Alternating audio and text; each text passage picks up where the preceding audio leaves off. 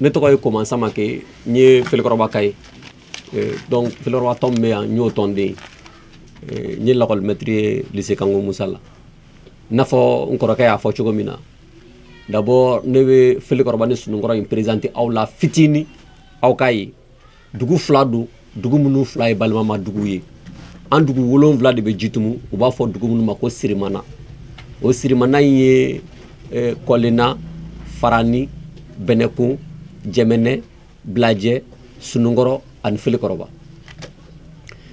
Sununkɔrɔ bɛ goudron min bɛ taga Buguni o goudron tile b'i bolo la Sununkɔrɔ bɛ yen Kɔrɔnbolo la Felikɔrɔba bɛ yen anw ni u sera ɲɔgɔn ma i n'a fɔ kɔrɔ ye jeunesse min bɛɛ kɛ n tɛna segin o kan nka o kɔnɔna na o Sirimana dugu 7 in u ye sigi kɛ k'a fɔ kɛlɛ tɛ se ka don an ni ɲɔgɔn cɛ dugukolo ko la parce que an bɛɛ ye cɛ kelen kɔ ye ni kɛlɛ donna an ni ɲɔgɔn cɛ an kan ka sigi bulon de kɔnɔ k'a kiiri tigɛ ka Sununkɔrɔ fana wele o réunion na Jitumu tariku la an jatigi dugu dɔ bɛ yen n'an b'a fɔ ma ko Bomoya ani Dɛmɛni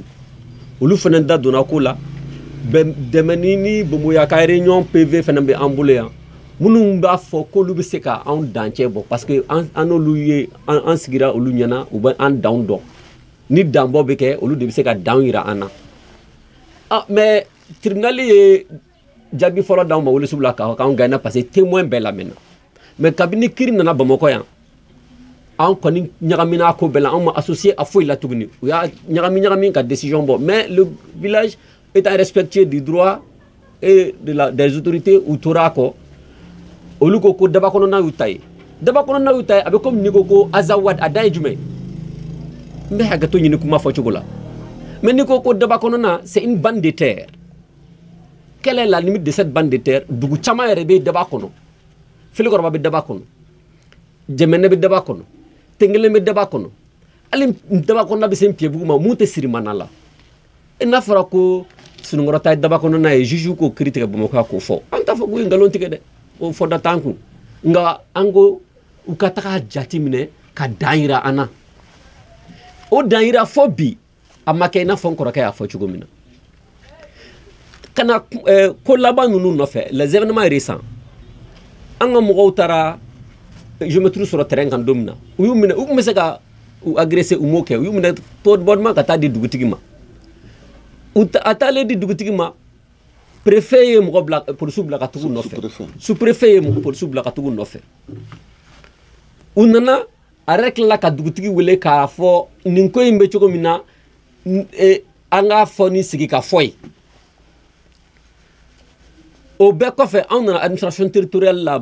u taara bornage mun daminɛ fɛnɛ bornage tile fɔlɔ an seginna ka taga tarata don préfet ko an ma an ka dugutigi ma ko dugutigi e bɛ ka n tɔgɔ tiɲɛ ko ne de ye ko in kɔfɛ mais ne sous-préfet y'o de fɔ k'an bɛ k'ale tɔgɔ tiɲɛ k'ale de bɛ ko in kɔfɛ mais ale tɛ ko in kɔfɛ pour preuve baara bɛna lajɔ en même temps commission de médiation dɔ bɛna sigi Jitumu bɛɛ b'a yɛrɛ sɔrɔ commission min kɔnɔna na an ka dugutigi wulila ka segin so a n'a ka jama a n'a ka délégation fo kunna sini fo kunu u bɛ baara la baara ma lajɔ faama tɛ se k'a fɔ ko ka baara lajɔ baara ka continuer ni faama sen t'o la o waati kelen fana na an wulila ka taa Buguni gouverneur fɛ yen ka taa ɲɛfɔli k'a ye gouverneur fana ko don fɔlɔ an ka ciden fɔlɔw ma ko a bɛna wale bɛɛ kɛ walasa baaraw ka lajɔ baaraw ma lajɔ mun na délégation retournera ka taa kunna sini tuguni ka taga fɔ a ye a ko k'a b'a se la an ka dugu kunun ne yɛrɛ bɔra an ka dugu la an ye réunion kɛ an ka maakɔrɔbaw tellement que u dalen bɛ transition na tellement que u dalen bɛ Asimi na u t'a a miiri yɛrɛ ko Asimi ka waati la ko manamana ko bɛ se ka kɛ u ko an bɛ yɔrɔ min na Buguni gouverneur y'a fɔ an ye ko in bɛ ɲɛnabɔ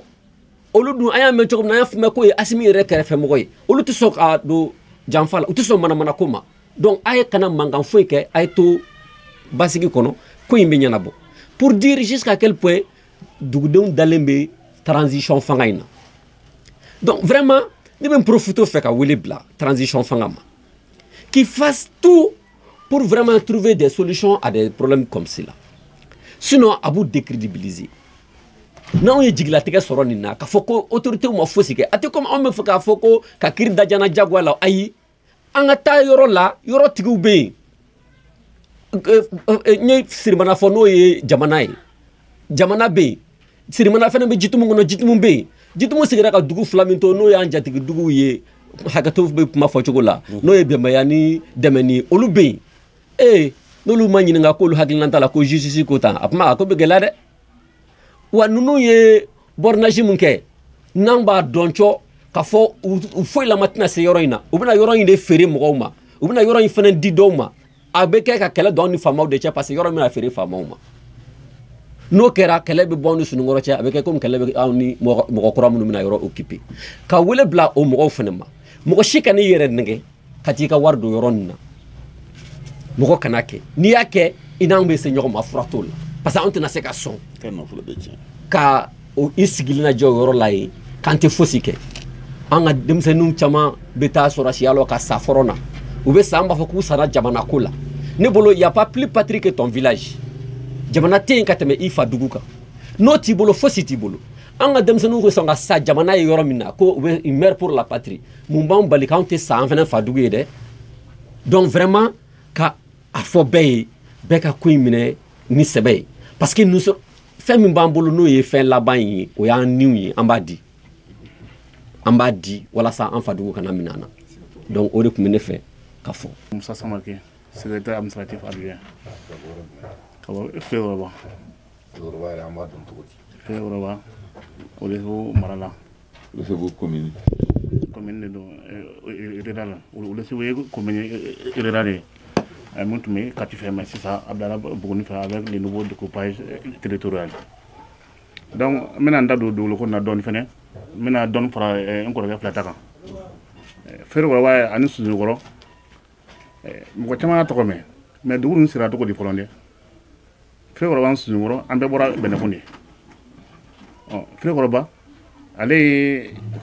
kɔrɔkɛ ka dugu sigiden ye. Sununkɔrɔ o dɔ ka dugu sigiden ye. N'a fɔra ko dugukolo kiri nana don dugu fila ni ɲɔgɔn cɛ dɔw ka ma ko olu ni an bɛɛ bɔra dugu min na k'olu da ye kɔ min bɛ an kɔfɛ o kɔrɔ ko kɔrɔkɛba ye dugu min sigi ko dugu tɛ yen ne hakili la faama tun kan k'o yɔrɔ lajɛ dɔɔni parce que ni dugukolo kiri nana mɔgɔ min bɛ dugu sigicogo dɔn hakili la o tun kan ka lamɛn mais kiri nana ko d'appel la hakili la kiri les témoins mun kan ka lamɛn olu si ma lamɛn donc kiri o de kama kiri dagoyala Fɛrɛba la cour suprême tɛ témoin lamɛn parce que lui la cour suprême ale bɛ kiri tigɛ sariya papier dɔrɔn de kan donc olu ye ko d'appel lajɛ ka o confirmer je pense que kiri kɔni ni kiri ma tigɛ cogo la an bɛ se k'a fɔ cour d'appel de la fɛn dɔ ye kiri jɛ kosɛbɛ mais o ma kɛ problème ye donc an ka dugu ko an sɔnna kiri ma maintenant ko ka dugukolo dan tigɛ ban di a ko babu kɔnɔna min ye Sununkɔrɔ ta ye u k'o dan tigɛ an ye requête don Welesebugu tribunal la fɔ bi o da ma se ka tigɛ o mais ni wulila ko i bɛ taa o suban k'a sɔrɔ o requête bɛ sen na juge man ka kɛ e kɛ kiiri tigɛ fɔlɔ ne hakili la yɛrɛ olu yɛrɛ o ye sariya sɔsɔ fɔlɔ donc an bɛ wele da kɛ sariya tigilamɔgɔw ma fɔlɔ parce que ne fɛ yanni an ka se autorité ma sariya mɔgɔw kan k'u da nin ko de la fɔlɔ k'a kɛlɛ parce que requête dɔ de bɛ sen na mun bɛ ka dan tigɛ ni dan ma tigɛ yɔrɔ se ka suma dɛ o de kama ne bɛ wele da kɛ sariya tigilamɔgɔw ma vraiment o k'a lajɛ nin fɛn nin olu de bɛ se ka nin jɔ sisan arrêt de travaux et cessation des troupes jusqu'à ce que pour le moment dan ka se ka tigɛ dugu fila ɲɔgɔn cɛ o dan ninnu sariya mɔgɔ tɛ se ka tigɛ fɛnɛ parce que ninnu bɔra ka fɔ ko kuma kɔnɔ sisan dugu sigibakɔrɔw ani dugu lamini bɛɛ lajɛlen ɲɔgɔn sɔrɔ sigibakɔrɔ fɛ yen issue tun bɛ yen donc u ye papier kɛ k'a fɔ ko dugu fila dan nin de ka taa papier bila justice la ka papier bila sous-préfecture la je pense que ka papier fɛn bila mairie la ne hakili la kɔni olu y'u seko kɛ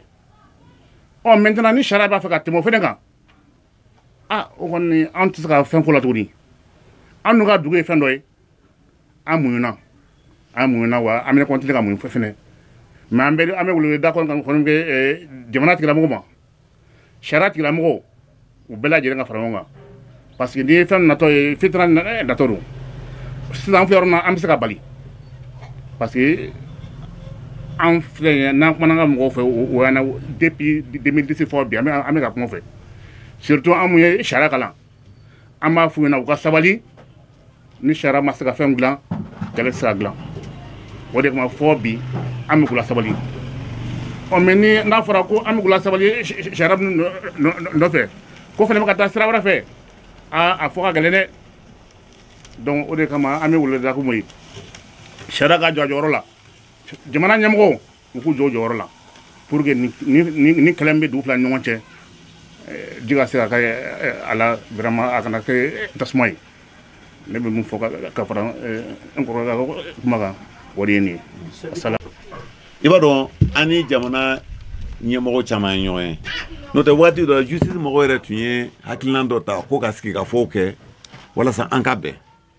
nka ni réunion boloda la waati sunkɔrɔkaw tɛ sɔn ka taa réunion yɔrɔ la u b'u ban ka taa o kɔfɛ an ka sigida mɔgɔ min bɛ yen nɔ mun bɛ dugukolo ɲɛdɔn o ye sigi caman labɛn u ma sɔn ka taa o kɔfɛ fana n'u ye sinaɲɔgɔnlakanw ye an b'a fɔ o ma k'an furu ɲɔgɔn an y'o bila ka taa sunkɔrɔkaw deli nka an ka sigi ka kuma u y'u ban i y'a faamuya bon an ka conférence de presse in ye welemada ye ka ɲɛsin fanga ma ko in sera yɔrɔ min na an ko ye k'a sera basa santigɛ bolo la i y'a faamuya o kɔrɔ ko sera yɔrɔ min na c'est atteint le point culminant an sera yɔrɔ min na n'a tɛmɛna nin ka mankan bi kɛ wa bolo tɛ se k'a kunbɛn an bamananw ko san dɔ finnen don n'a ji binna cɛ man ɲi o kɔrɔ ye min ye k'a yira ɲɛmɔgɔw bɛɛ la n'u ma nin ko kunbɛn ko mina b'a kɔnɔ ma sigi ni min ye an y'an promɔgɔw kan ka dɛsɛ nin kɔfɛ n'u ma disposition ta ko in ça va péter o dun o t'an ka ala deli ye mais il faut que an ka autorité alerter danger min bɛ nalen parce que transition mɔgɔ tɛ mankan na dɛ wa an fana tɛ mankan fɛ bamananw ko kangaridala ko bannen don kɛlɛ ma an bɛ ka kangari da k'a f'u ɲɛna bi bɛ ka kan kan an bɛ ka sariya bato donc vraiment hali n'i ye mɔgɔ bin ka bisa k'a terenge cogo dɔ la a tigi bɛ ko dɔ kɛ i y'a faamuya donc an bɛ fɛ ka min fɔ aw ɲɛna a ko la nin y'o ye. Dugukolo feerela mɔgɔ caman ma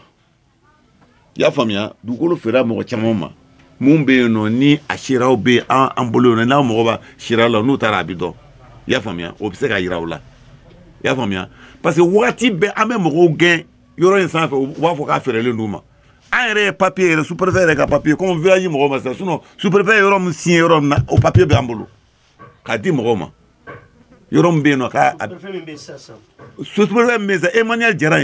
depuis a nana yen nɔ an ka sigida ma lafiya ale ko de k'a fɔ an ka dugukolo bɛɛ feere wa kelen tɛ koyi nka an b'ale de dɔn n'o tɛ ale kelen tɛ se k'i kɔgɔ da na ten o bɛ se ka kɛ e ɲɛmɔgɔ bɛ ci bilen bɛ k'e k'a dabila e t'a jɔ hali sisan e b'a ko continuer fɛn yɛrɛ ye min ye dɛ n'u ma Emmanuel Jara in bɔ yen walayi a bɛ tasuma don ji tumu na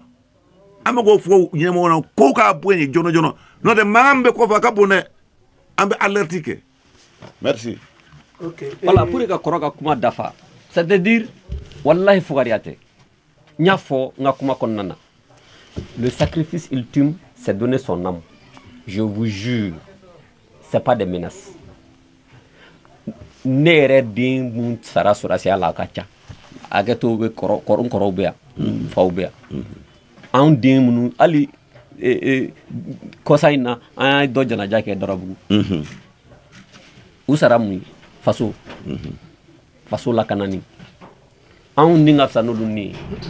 olu ye anw denw ye an dɔgɔnin minnu tora la o ka ca anw saya bɛ mun tiɲɛ ye sa n ye n kali bilahi o tɛ ne maakɔrɔbaw bɛ yen an bɛ maakɔrɔbaw torolen don an kan parce que an ye denmisɛnw ye mais an pɛrɛnnen don walahi n'a tɛmɛna nin kan an k'an nin di an nin di tɔ donc ça veut dire que an fana bɛ taa ni dɔw ni voilà. Parce qu'il y a Moussa Samake qui est juge, il est en retraite maintenant. allez ne donner dossier in kono ka fo en tout temps de cause ils vont gagner ya famia il y a des officiers ya famia bon donc ko yera pour le mairo de ala de c'est même Moussa là sa maman est native de chez nous de Frère Koroba aba bora nous de là mais au début quand nous kana ne fa ah yala asim ga discours ni kera e ba fa discours ngalu tiya discours du maire ako ko ni koko bingan wale kera dugu la na papier di bolo ma le soro ma ka conseil soro ako wili ka se kulba o sera kulba ona rega kuma ona ka conseil do aussi da kuma amase kulba folo amase folo ngamba siraka nga kom fanga e mi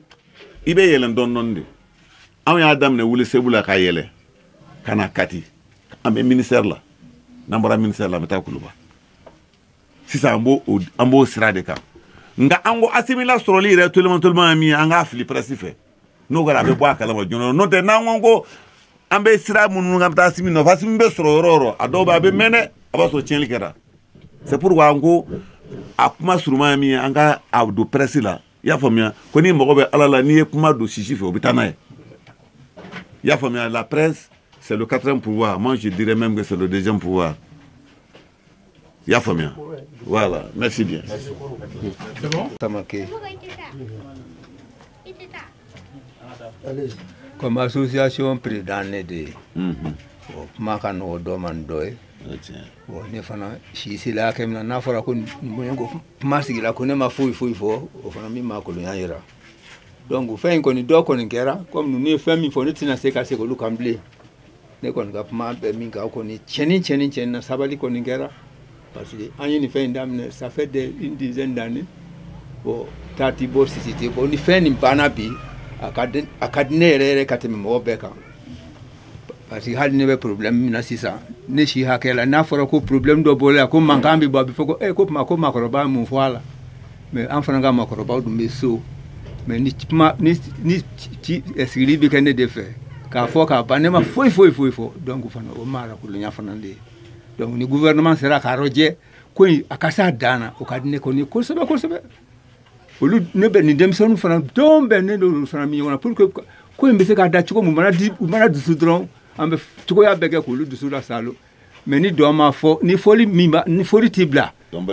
dombeli bi dongwa o gouvernement ka fin flé ni flé là ala rejeti kama ko dokera la sa ko do ne ko na fota merci vraiment merci le message est vraiment notre Aliou Samake ne association des restaurations de Frère Koroba RFC ne o war bontigi bon anye journal suwule awo duwul ko mangambe anga dugu no e Frère Koroba ani sunu koroche koron dogodo bon anye ko chaman kala justice mo kumana an sera commandant sola an yɛrɛ ka sigida mɔgɔw y'u ta k'a la nka o bɛɛ la ko in ma se ka ban bon an sera fangaso caman na nka halisa ko in a b'a cogo la o de la an ko bi an b'aw wele ka wele ka ko in da aw tulo kan walasa ɲɛmɔgɔ minnu bɛ sanfɛ ka daminɛ président de la république ka na se premier ministre ma u tulo ka don ko in na parce que ɲɛ b'a la ko caman bɛ yen a bɛ kɛ u t'a kalama bon maintenant n'an m'a ɲɛfɔ u ka bɔ a kalama ni ko nana bɔ a la a bɛ fɔ ko an b'an ka kɛta kɛ o de la an y'aw wele bi k'a fɔ aw ɲɛna ka a yira aw la k'a fɔ mankan bɛ an ni ɲɔgɔn cɛ walasa aw k'a sɛbɛn k'a da maliden bɛɛ tulo kan k'a da président tulo kan k'a da premier ministre k'a da fangaso bɛɛ fanga ɲɛmɔgɔ bɛɛ tulo kan k'a fɔ ko dɔ bɛ nale min cɛ man ɲi mankan fitinɛ o tɛ maa si ka laɲini nka n'i y'a natɔ ye i bɛ fɛɛrɛ kɛ k'a kunbɛn an b'a kunbɛn ni baaraw de la o kɛ depuis n'u ye nin mɛn u ka fɛɛrɛ kɛ ka mɔgɔ bila ka taa se Frère Koroba ou bien ka se wele sugu la ka Frère Koroba ni Sununkɔrɔ wele u ka dugu sigibagaw wele u ka ɲininkali kɛ dugukolo ko in na a bɛ cogo min na walasa an ka se ka jisuma ka se ka kɛ nin ko in fura ye kɛrɛnkɛrɛnnenya la ne bɛ min fɔ kiiritigɛlaw ɲɛna kɛrɛnkɛrɛnnenya la dugukolo ko la n'u bɛ dugukolo papier jugement kɛ u k'a lajɛ u ka dugu sigibagaw fara o kan o y'u ka kalaminɛ ye o de b'a to u bɛ se bɔ ko caman kalama nka n'u m'a kɛ ten a dɔw b'a la k'o ye fitinɛ ye dɛ sariya dun a ma dabɔ fitinɛ ka don mɔgɔw ni ɲɔgɔn cɛ sariya ko de ko k'a tilen k'a tigɛ u ni ɲɔgɔn cɛ mais n'a kɛra fitinɛ ye a nafa t'a sariya tigɛli la dɛ c'est pourquoi dugukolo ko bɛ cogo min na dugukolo feere cayara mun bɛ se o ma ka fɛn ɲɛf'u ɲɛna o tɛ taa ni tiɲɛ kuma ye o bɛ taa n'u ka nafa de ye a dun k'o ye fitinɛ de ye donc o de la an b'a ɲini u fɛ n'u bɛ nin ko fɛn fɛn kɛ u k'a sɛgɛsɛgɛ u ka dugu sigibagaw k'o bolo minɛ k'u ɲininka u ka ɲɛf'u ɲɛna o de la mɔgɔ fɔlɔ min ye jugement kɛ yen nɔ a donna dugu kɔnɔ ka ɲininkaliw kɛ tiɲɛ fɔra a ɲɛna depuis a ye tiɲɛ dɔn a ye jugement kɛ a ko dugukolo in tɛ aw fila si ta ye aw ye kɔrɔni dɔgɔ de ye aw bɔra mɔgɔ kelen dɔ la aw bɛɛ de ta don an bɛ dugukolo in tila aw ni ɲɔgɔn cɛ nka o nalen a bɔlen a nana sanfɛ kuma wɛrɛ nana fɔ anw tɛ yen kama an disi da justice la dɛ nka n'u bɛ ko la k'o k'a lajɛ n'anw tun b'an digi da justice la san ma sɔrɔ an ye ko wɛrɛ kɛ min cɛ man ɲi nka an ko an t'o kɛ mɔgɔkɔrɔbaw ko tiɲɛ na ko transition na k'u dalen don ɲɛmɔgɔ la n'o ye Asimi ye k'u dalen don a ka baarakɛtaw la k'u tɛ mankan si kɛ fo u ka kuma las'a ma n'a bɛ se k'an wele a k'an wele ka na mɛn ou bien n'a bɛ se ka mɔgɔ bila ka taa a ka mɔgɔ bila ka taa se nin ko in bɛ cogo min na a cɛ man ɲi dɛ ko dɔ bɛ nalen a cɛ man ɲi fo k'a kunbɛn n'o tɛ fitinɛ natɔ don dɛ an ka kuma fɔ merci.